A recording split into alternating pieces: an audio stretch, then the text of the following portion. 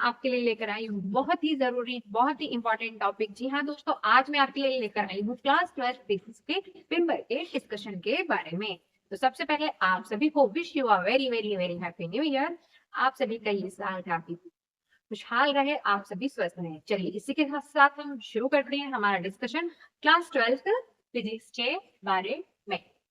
जी हाँ दोस्तों, तो आज मैं आपसे बात करने वाली हूँ कि हमारा जो 12th का फिजिक्स का पेपर है, जो जिसकी डेट भी आ चुकी है। जी हाँ दोस्तों, डेट है 21 फरवरी को। जो पेपर आने वाला है वो कैसा है, उसका लेवल क्या होंगे, उसमें किस टाइप के क्वेश्चन आने वाले हैं, और क्या वो पेपर इजी होगा या टफ। जी हाँ दोस्तों, ये सारी बातें हम इस वीडियो में करने वाले हैं। तो मैं आपको एक बात बहुत अच्छे, बहुत ही क्लियर वर्ड्स में बता देना चाहती हूँ कि इस बार जो पेपर आने वाला है वो टफ आने वाला है, इजी तो बिल्कुल नहीं आने वाला है। ऐसा मैं क्यों कह रही हूँ, ऐसा हम इसलिए कर रही हूँ फ्रेंड्स, क्योंकि अगर आप 2024 का पेपर निकाल के देखेंगे तो उसमें जो क्वेश्चंस आए हैं वो आईआईटी जेई लेवल के आए हैं। बहुत सारे कॉन्सेप्चुअल बेस्ड क्वेश्चन आए हैं। तो अगर आप ये सोच के चल रहे हैं कि हमारा पेपर बहुत इजी आने वाला है, हम बहुत आसानी से इसको सॉल्व कर सकते हैं, अगर हमने 2 या 3 दिन पहले स्टडी कर दी और हम इस पेपर को एकदम फोड़ डालेंगे, रोक कर डालेंगे, तो ऐसा तो नहीं होने वाला है। आपको पढ़ना पड़ेगा, आपको तैयारी करनी पड़ेगी, आपको हार्ड वर्क के साथ स्मार्ट वर्क भी करना पड़ेगा। और दूसरा क्या है कि ये पेपर टफ आने वाला, रीजन ये है दोस्तों कि अब जो पेपर आ रहे हैं उसमें वैरायटी ऑफ क्वेश्चन बहुत ज्यादा हो गई है। उसमें क्वेश्चंस, अगर एक चैप्टर है, उस एक चैप्टर में से क्वेश्चन कहाँ से आने की जो पॉसिबिलिटीज है वो बढ़ गई है, क्योंकि हमारा जो पैटर्न है उसमें कुछ चेंजेस आए हैं। तो बस उसी के बारे में हम बात करते हैं। तो आप मेरे साथ इसी में जुड़े रहिए कि फिजिक्स का पेपर कैसे आने वाला है। चलिए दोस्तों, तो हमारे पेपर के पैटर्न में 5 सेक्शन होने वाले हैं। Section A, section B, section C, section D and section E. जी हाँ दोस्तों, सेक्शन ए की अगर हम बात करें तो सेक्शन ई में क्वेश्चन नंबर 1 to 16 क्वेश्चन आने वाले हैं, जिसमें 12 एमसीक्यूज होने वाले हैं और 4 असर्शन रीजन आने वाले हैं। तो आपको क्या लगता है कि ये जो एमसीक्यूज आने वाले हैं बहुत इजी होंगे, कि आपने बस एक क्वेश्चन रीड कर और आपको डायरेक्ट आंसर मिल जाएगा? जी नहीं दोस्तों, हम एक आधा क्वेश्चन अभी इसमें ट्राई भी करेंगे एमसीक्यूज का कि उसका लेवल क्या होने वाला है। बट मैं आपको बता देना चाहती हूँ, आपके कॉन्सेप्ट जितने ज्यादा क्लियर रहेंगे, आप जितने ज्यादा प्रैक्टिस करे रहे होंगे, उतना आपका पेपर अच्छा जाएगा, क्योंकि ये पेपर डायरेक्ट क्वेश्चंस नहीं आते हैं इस पेपर में। चलिए हम आगे बढ़ते हैं। नेक्स्ट हमारा सेक्शन है सेक्शन बी। 17 to 21 क्वेश्चन, इसमें क्वेश्चन नंबर 17 से 21 पर इसके क्वेश्चन आएंगे, जो वेरी शॉर्ट आंसर आने वाले हैं, जो कि हमारे 2 मार्क्स के क्वेश्चन होते हैं। तो बच्चों, इसमें जो शॉर्ट, वेरी शॉर्ट आंसर आने वाले हैं, तो बस उसे वेरी शॉर्ट बोला गया है, उसका आंसर वेरी शॉर्ट होता नहीं है अनटिल एंड अनलेस आपको उसकी पूरी प्रैक्टिस ना हो। जी हाँ दोस्तों, चलिए हम आगे बात करते हैं हमारे सेक्शन सी के बारे में। सेक्शन सी, जिसमें क्वेश्चन नंबर 22 से 28 तक शॉर्ट आंसर आने वाले हैं, जो कि हमारे 3 मार्क्स के होंगे। जी, अब नेक्स्ट हम आगे बढ़ते हैं सेक्शन डी के बारे में। सेक्शन डी में question number 29 to 30 case based study आपको आएगी, जो कि 4 मार्क्स की होगी। और दोस्तों मैं आपको बता देना चाहती हूँ कि अब ये जो केस बेस्ड स्टडी आने वाली है, ये हमारे टाइम की नहीं आने वाली है। हमारे टाइम पे जो क्वेश्चन आते थे वो थोड़े से इजी आते थे, थोड़ा सा अगर हम जो पढ़ के गए उससे डायरेक्ट चीजें समझ में आती थी और हम कर लेते थे। अब जो लेवल आता जा रहा है बहुत ट्रिकी, बहुत कॉन्सेप्चुअल एंड बहुत मेहनत की जरूरत लगने वाली है। अब हम सेक्शन ई की बात करें, question number 31 to 33 long answer type question आएंगे, जो कि 5 मार्क्स के होंगे। और फ्रेंड्स, इसमें मैं आपको बता देना चाहती हूँ कि जो न्यूमेरिकल भी आते हैं वो बहुत टफ, अभी मैंने कहा कि जेईई और आईआईटी लेवल के क्वेश्चन आने वाले हैं, तो जो न्यूमेरिकल भी है वो बहुत ट्रिकी आने वाले होते हैं। आपको एक ही क्वेश्चन में 2-3 टॉपिक का कॉम्बिनेशन दे देंगे, तब आप उस क्वेश्चन को सॉल्व कर पाएंगे। तो आपको क्या लगता है कि आपने नॉर्मल एक डेरिवेशन करा और उसका डेरिवेशन आप सॉल्व करके चलेगा और एग्जाम में वैसा आ जाएगा? नहीं फ्रेंड्स, आपको डेरिवेशन में डायरेक्ट नहीं पूछना। हो सकता है आप वो डेरिवेशन घर पे सॉल्व करके गए हो, लेकिन एग्जाम में आपको इस तरीके से घुमा के पूछा जाएगा कि आपको पता ही नहीं रहेगा कि मेरे को उसमें करना क्या है। तो फ्रेंड्स, जब तक आपकी पूरी तैयारी नहीं होगी बच्चों, तब तक आप उस क्वेश्चन को कर ही नहीं पाएंगे। आप भले ही तैयारी करके आए, लेकिन आप उसमें राइट ही नहीं कर पाएंगे। और अगर आपने क्वेश्चन को नहीं समझा, अंडरस्टैंड नहीं करा और राइट ही नहीं कर पाए, तो आपके पढ़ने का कोई मतलब ही नहीं है। तो ऐसे में क्या करना चाहिए, क्या आपको डरना चाहिए? क्या ये अभी मैं बोल रही हूँ टफ आने वाला है तो हम डर के बैठ जाए? जी नहीं, डर के बैठना नहीं है। बस हमें हमारी जो प्लानिंग है उसको थोड़ा सा अलग तरीके से हम वर्क कर सकते हैं, तो हम कुछ अच्छा कर सकते हैं। देखिए, इसी पेपर में कुछ बच्चे टॉप करते हैं, कुछ बच्चे टॉप नहीं करते हैं, कुछ के average answer question answer number आते हैं। तो इसलिए पेपर कैसा भी क्यों ना हो, अगर एक चैप्टर आप कर रहे हैं, उसके सारे कॉन्सेप्ट आपके क्लियर हैं, तो आपका पेपर अच्छा जाने से कोई नहीं रोक सकता है। बस शर्त यही है कि आपको बहुत तैयारी करनी है। जी हाँ दोस्तों, आपको पता ही होगा कि हमारा जो फिजिक्स का पेपर है वो 21 फरवरी को सबसे पहला ही पेपर इस बार दे दिया गया है। एक तरफ से नेगेटिव और पॉजिटिव दोनों है। नेगेटिव इसलिए कि सबसे पहला पेपर दे दिया है, अच्छा नहीं गया, बच्चे डिमोटिवेट हो जाएंगे। और पॉजिटिव इसलिए कि आप ये सोच सकते हैं कि हम अपना मोस्ट ऑफ टाइम फिजिक्स के पेपर को दें, तब पेपर पहला अगर अच्छे से हो गया, उसको निपटाया, आगे बढ़े, तो हमें कॉन्फिडेंस भी आएगा। तो आपको क्या करना है? आपको बस अपनी मेहनत करनी है, सारे कॉन्सेप्ट को अच्छे से समझना है, क्योंकि फिजिक्स ऐसा सब्जेक्ट है, जब तक आप उसे समझेंगे नहीं, अगर आपने रट्टाफिकेशन किया तो आप गए। रट्टाफिकेशन से फिजिक्स नहीं होती है ना? तो अगर जो बच्चे सोच रहे हैं कि हमने भाई तो 2 दिन पढ़ेंगे, 3 दिन पढ़ेंगे, हम ड्रॉप कर देंगे, तो ऐसा तो नहीं होने वाला है। बच्चों, आइए हम अपने सिंपल पेपर से शुरुआत करते हैं। हम कुछ क्वेश्चन देखते हैं कि हमें पता चले कि लेवल उसका कैसा है। कुछ क्वेश्चन से आपको समझ में आ जाएगा। तो देखिए, सेक्शन ए एमसीक्यूज का question number first, a uniform electric field pointing in positive X direction exist in a region. बच्चों, आपके सामने आपको स्क्रीन पर ही पेपर दिख रहा होगा। Question number first, let A be the origin, B be the point on the x-axis at x equals to plus 1 centimeter, and C be the point on y-axis at y equals to plus 1 centimeter. Then the potential at points A, B and C satisfy. Question में क्या given है, जो भी अभी question में given है, हम उसको ड्रॉ कर लेते हैं। क्या बोला है? सबसे पहले बोला है कि आपके पास पहले तो 2 एक्सिस है, एक है आपके पास एक्स एक्सिस और एक वाई एक्सिस। इसमें यूनिफॉर्म इलेक्ट्रिक फील्ड जो कि पॉजिटिव एक्स एक्सिस को पॉइंट कर रही है, तो ये हमारी इलेक्ट्रिक फील्ड हमने ड्रॉ कर दी है। यूनिफॉर्म इलेक्ट्रिक फील्ड ये हमने ड्रॉ कर दी है। अब इसमें बोला गया है कि एक पॉइंट ए है जो कि ओरिजिन पर है, एक पॉइंट बी है जो कि एक्स एक्सिस पर x is equal two plus 1 centimetre पर है, और एक पॉइंट सी है जो कि y एक्सिस पर y is equal two plus 1 centimetre पर है। अब हमसे इसमें पूछा गया है कि आप ये बताइए कि पॉइंट ए बी सी पर पोटेंशियल क्या है।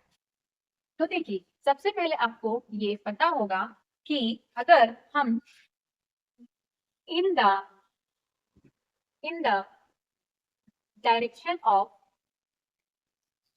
Electric field in the direction of electric field, potential decreases. इसका मतलब इलेक्ट्रिक फील्ड के डायरेक्शन में पोटेंशियल डिक्रीज होता जाता है।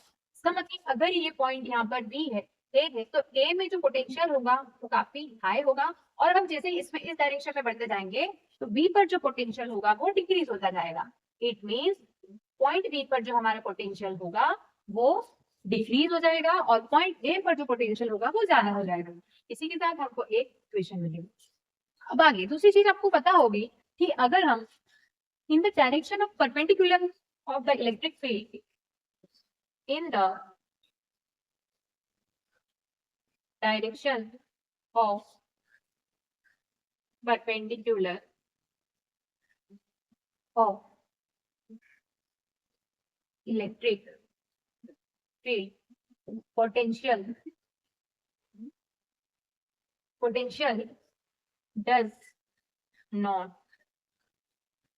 change.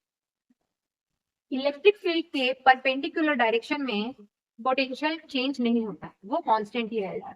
तो इससे हमें क्या पता चलता है कि परपेंडिकुलर डायरेक्शन में हमारे पास 2 पॉइंट है, एक ए और बी। तो ए का जो पोटेंशियल है वो बी सी के पोटेंशियल के सेम रहेगा, चेंज नहीं होगा। तो जी हाँ दोस्तों, ये जो हमें क्वेश्चन गिवन थी, इससे हमें हमारी 2 इक्वेशंस मिल गई हैं। चलिए हम अपना ऑप्शन चेक करेंगे और उससे हमारा आंसर आ जाएगा। तो फर्स्ट ऑप्शन हमें क्या दिया है, V A is less than V B. बोल रहा है कि जो ए पर पॉइंट है वो बी से कम। तो ऐसा तो नहीं है, क्योंकि हमने अभी पढ़ा है कि जो बी पर ऑफ ए पर जो पोटेंशियल है वो ज्यादा होगा पॉइंट बी से, तो फर्स्ट ऑप्शन कैंसिल हो जाता है।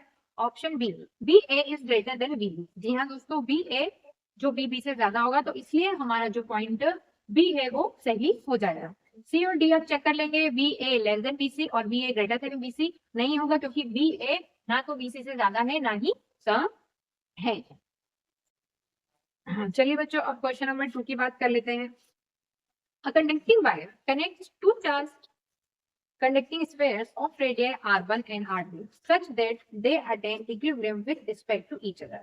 सबसे पहले हमें क्या बोला है, हमें बोला है कि एक कंडक्टिंग वायर है वो दो चार्ज स्फेयर से कनेक्ट है, तो हम दो चार्ज स्फेयर बना लेते हैं और एक कंडक्टिंग वायर से उसको कनेक्ट कर लेते हैं। और बोला है कि इसकी जो रेडियाई है वो r1 है और इसकी जो रेडियाई है वो r2 है, और ये दोनों एक दूसरे के साथ किसमें है, इक्विलिब्रियम अटेन कर रहे हैं। और साथ ही नेक्स्ट क्या बोला गया है, the distance of separation between the two spheres is very large as compare to either of their radii. कहा गया है कि इन दोनों के जो बीच की डिस्टेंस है वो काफी लार्ज है, इसका मतलब इसका जो चार्ज है इसको अफेक्ट नहीं करेगा और इसका जो चार्ज है वो इसको अफेक्ट नहीं करेगा। तो the ratio of the magnitude of electric field at the surface of the sphere of radius r1 and r2। तो हमें बताना है कि इस स्फीयर की इलेक्ट्रिक फील्ड का रेशियो इस स्फीयर की इलेक्ट्रिक फील्ड के साथ क्या होगा। तो चलिए दोस्तों, सबसे पहले जब भी अगर ये दोनों स्फीयर इक्विलिब्रियम को अटेन कर रहे हैं, तो इक्विलिब्रियम को अटेन करने के बाद इनके जो बीच का जो पोटेंशियल है वो सेम हो जाएगा। इसका मतलब आफ्टर कनेक्टिंग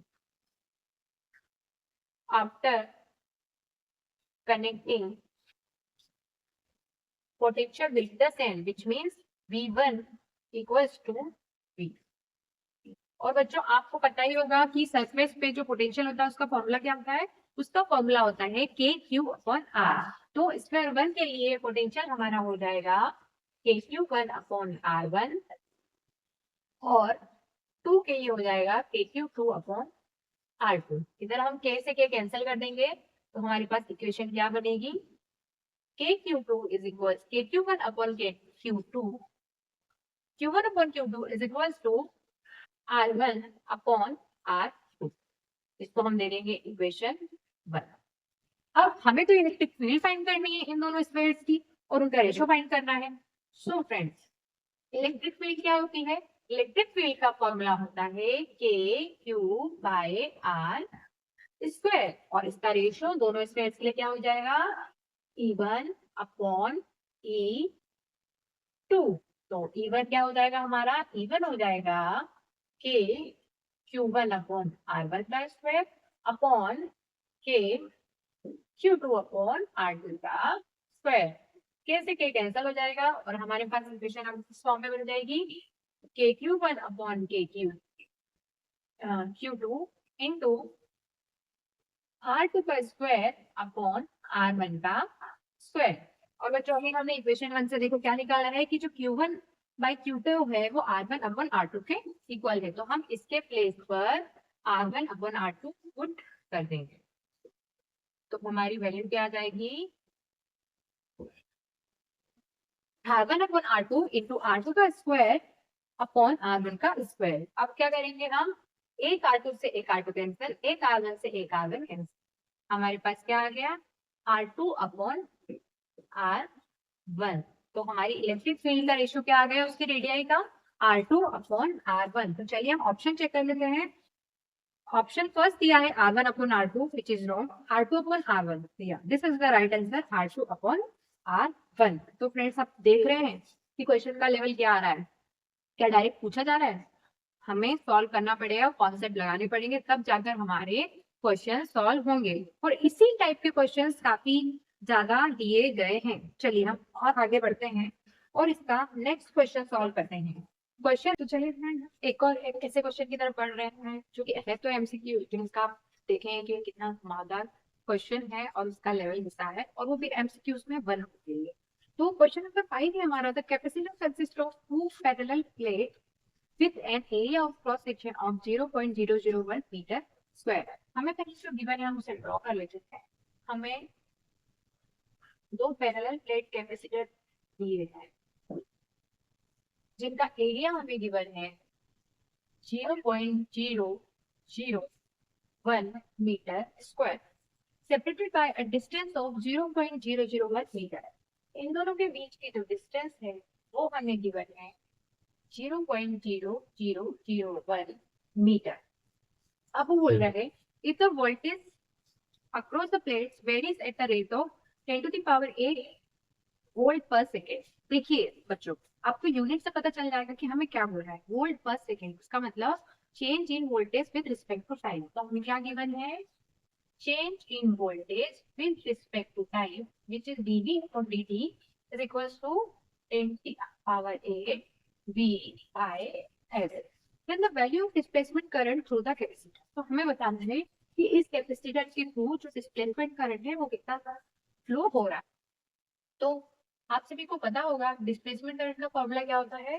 डिस्प्लेसमेंट करंट का फॉर्मूला होता है epsilon not D five by T, epsilon not into change in flux. और आपको पता है फ्लक्स को हम क्या लिख सकते हैं, फ्लक्स को हम लिखते हैं D by D T. Flux को क्या लिखते हैं, E E into A, electric field into area of cross section. तो चलिए अब इसमें हमारे जो ई नॉट है वो कभी चेंज नहीं होगा क्योंकि वे कांस्टेंट वैल्यू है। एरिया हमको कांस्टेंट गिवन है तो हम इसे बाहर निकाल लेते हैं। अब क्या होगा, ये हो गया टी ई बाय टी।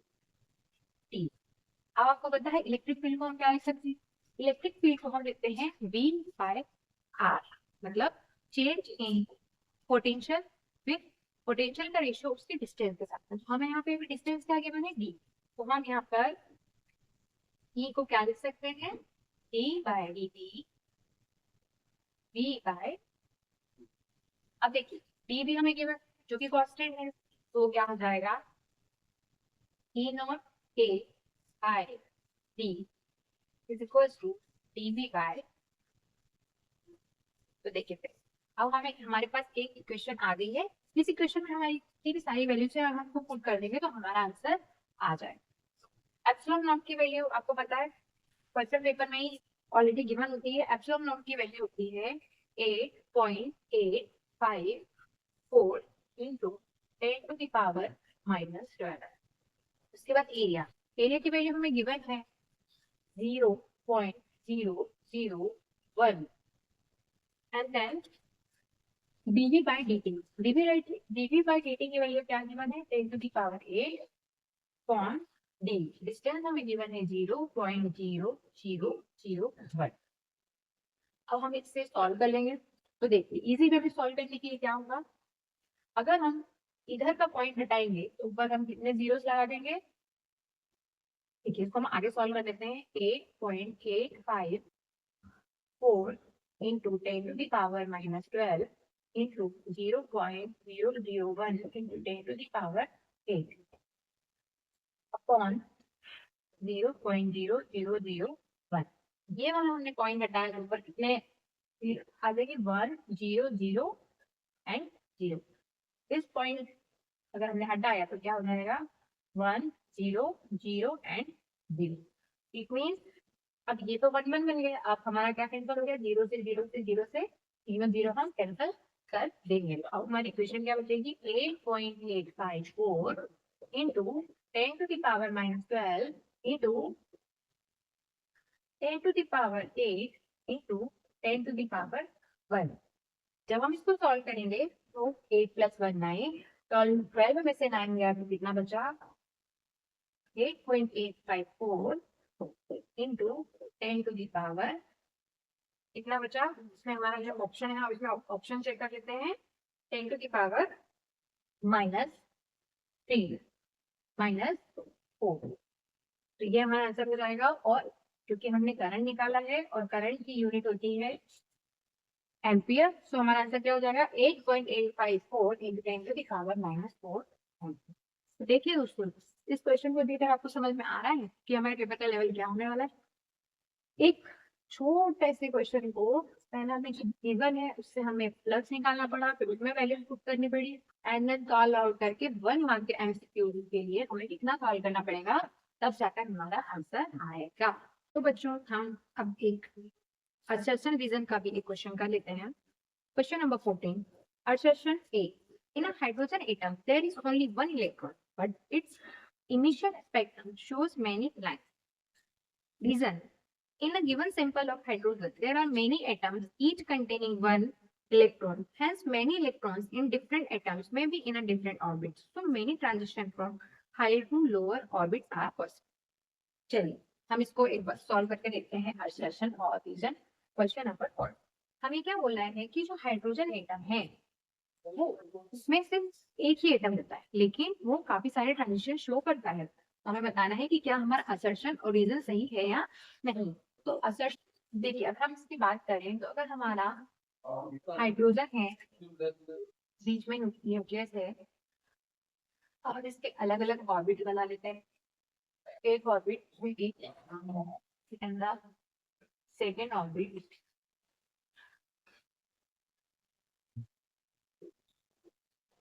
अब देखिए इसमें हाइड्रोजन का एक ही एटम है, इसमें भी एक है इसमें भी एक, लेकिन इसमें ये सेकेंड ऑर्बिट में है और इसमें ये थर्ड।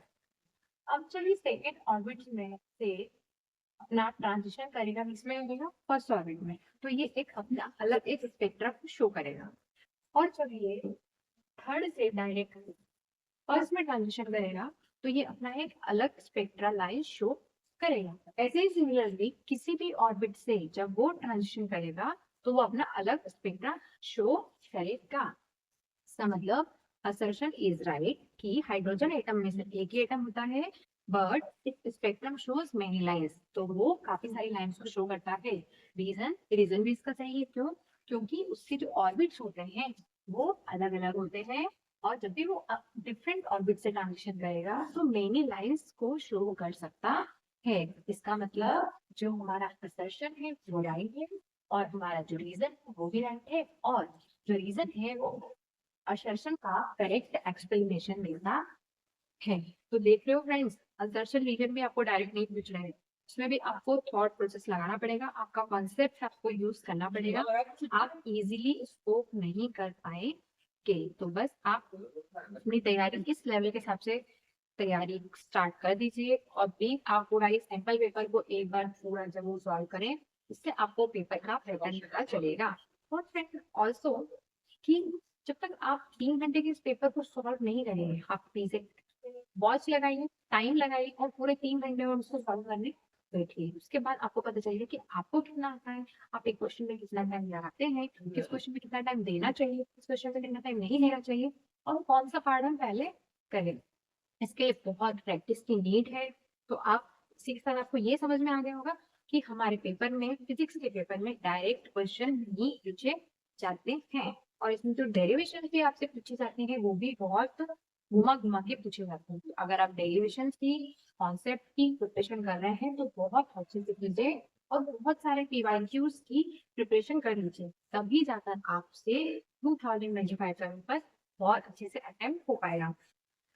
और मुझे पता है बच्चों आप लोग ये कर लो, बस मैं आपके माइंड को प्रिपेयर करना चाहती थी, किसी को डराना नहीं चाहती थी कि आप समझ लें कि पेपर कैसा आने वाला है, पेपर आएगा तो हम उसको कैसे अटेम्प्ट करें, का लेवल क्या आएगा, उसमें एक ही क्वेश्चन में कितना हमको थॉट प्रोसेस लगाना पड़ सकता है सॉल्व करना, ऑल्सो ये क्वेश्चन में कितनी टाइमिंग लग रही है और आप इस क्वेश्चन को कैसे कर पाएंगे। तो आप प्लीज चिंता बिल्कुल मत कीजिए, आप बस प्रतिभा शर्मा के साथ जुड़े रहिए फिजिक्स की प्रतिभा चैनल के साथ, और मैं आपको फिजिक्स की अप टू डेट सारी अपडेट्स देती रहूंगी, आपके साथ हमेशा जुड़ी रहूंगी।